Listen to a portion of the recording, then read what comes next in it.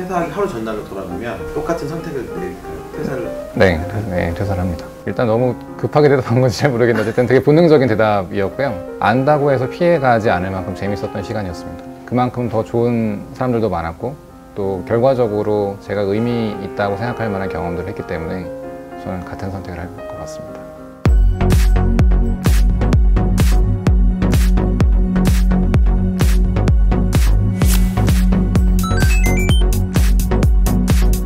저는 문학 스타트업 스튜디오 본봄을 운영하고 있는 이선용입니다.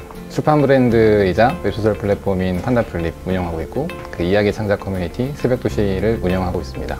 판다플립은 저희가 출판 브랜드로 더 많이 활용을 하고 있고 퇴마록 이우혁 작가님의 신작 무지개의 정원사라는 작품이 카카오 페이지에 런칭돼서 현재 진행 중이고 소단편 소설이라고 장강명 작가님이나 조남주 작가님, 최영영 작가님, 한창훈 작가님, 김현수 작가님 이런 내노라 하는 문단의 작가님들하고 신춘문예에 이제 막 당선되신 또 신예 작가님들하고 함께 작업을 했었고 네이버 오디오 클립 네이버 책문화판 그리고 카카오 페이지하고 제휴 진행해서 유어서울이라고 에어서울이라는 항공기에 있는 기내지에도 저희 초단편 소설이 올라갔었고 SRT 차내지로도 초단편 소설이 서비스가 됐었고요.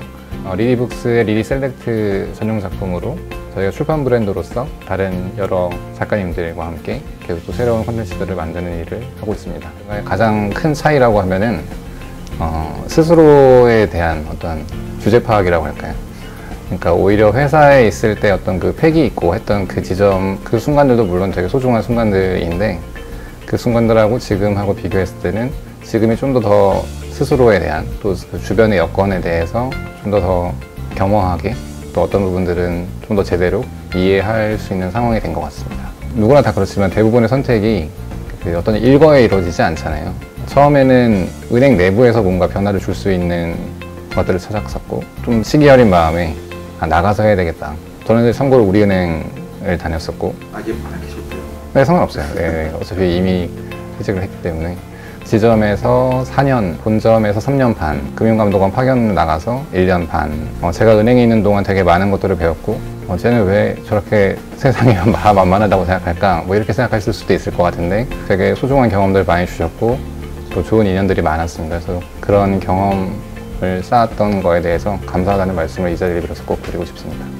뭐 어제도 이제 모 은행에 파업이 있었고 그것 때문에 불편하셨던 분들이 많을 것 같은데 제가 대신 사과를 갑자기? 이렇게 갑자기? 지금 나오는 그 파업의 이슈들도 정년을 늘려야 된다. 기본적으로 평균 수명이 벌써 지금 80세에 육박하는 시대잖아요. 55세냐 60세냐를 떠나서 한 25년, 20년 가까이를 사실상 밖에 나와 있어야 된다는 얘기인데 과연 자생할 수 있을까? 치킨집, 국수집들의 많은 비중을 차지하는 사람들이 금융권이고 은행권에 있던 사람들이 실제로 숫자가 많으니까요, 종사자가.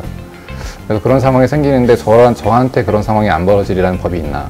내가 좋아하는 일을 하면서 조금은 더 길게 일을 할 수 있으면 좋겠다 라고 생각을 해서 창업을 하게 됐습니다. 규모의 차이가 있죠. 네, 저희가 작습니다. 뿌듯한 일 중에 하나가 있다면 저희 대표작이라고 할 수 있는 작품의 팬클럽이 자동적으로 생겨가지고 작년부터 활동을 하고 있어요. 프롤로그 스토리라는 작품이고요. 저희는 어떤 에이전시로서 어떤 출판 기획사로서 오히려 그 해당 커지고 있는 플랫폼을 활용하는 방향으로 방향을 돌리고 있다라고 볼 수 있을 것 같아요. 제가 제 스스로를 표현할 때 언익스플로러라고 이 지구라는 별에 와서 한 사람의 여행자로서 하나씩 제가 여행하는 방식이고 또 여행하면서 만들어진 자취, 자기 삶을 사는 것이라고 생각을 하고 있습니다. 제 스스로를 봤을 때는 지금 제가 선택하는 것이 저에게 최선인가? 이것을 항상 묻는 편입니다. 일단 제가 결정했던 부분, 제가 결정했던 선택에 대해서 책임을 지고 살아내고 있는 방식 중에 하나이고 저를 둘러싸고 있는 여러 환경에 대해서 정확하게 이해하는 그리고 그것을 받아들이는 것을 연습하고 있다고 생각해요. 사실 결국은 그렇게 자기 스스로를 이해하고 자기 환경을 제대로 이해해야 어떤 최선의 선택을 할 수 있는 거죠.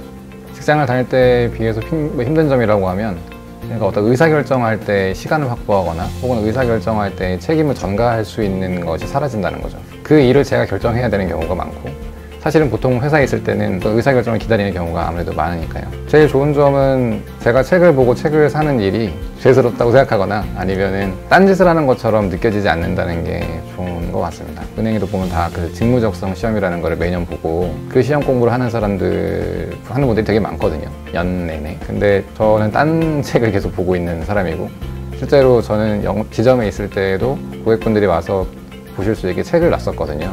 결국은 제가 좋아하는 어떤 컨텐츠를 계속 제가 볼 수 있고, 그 본 걸 바탕으로 청탁을 하기도 하고, 또 그런 작가님들을 만나는 게 저한테는 일종의 아이돌을 만나는 것 같은 그런 느낌이기 때문에. 성공한 덕후네요. 건강하게, 여전히 과감하게, 건강에 대한 항상 자각을 계속 해야 된다고 생각을 하고 있고, 주위에 있는 여러 상황을 이해하고 저를 이해하면서 사실 어떻게 보면 위축될 수도 있고, 그래서 안정적인 선택을 하려고 할 수도 있는데, 그런 것들을 좀 최대한 다 이해하면서도 여전히 과감한 선택을 할 수 있는 해가 됐으면 좋겠다. 나에게 일이란 제 삶을 여행하는 방식입니다. 한 사람의 여행자로서 제 삶을 여행하고 제 삶을 살아내는 방식 중에 하나가 일이고, 그 여행이라는 게 어떨 때는 되게 고되기도 하지만 어떨 때는 더 좋은 시간들이 있잖아요. 그러니까 일 역시 또 마찬가지고 조금은 더 가볍게, 어차피 책임감은 당연히 가질 수밖에 없는 부분들이 있으니까 조금은 가볍게 또 여전히 과감하게 살아내는 어떤 방식으로 규정하고 싶습니다.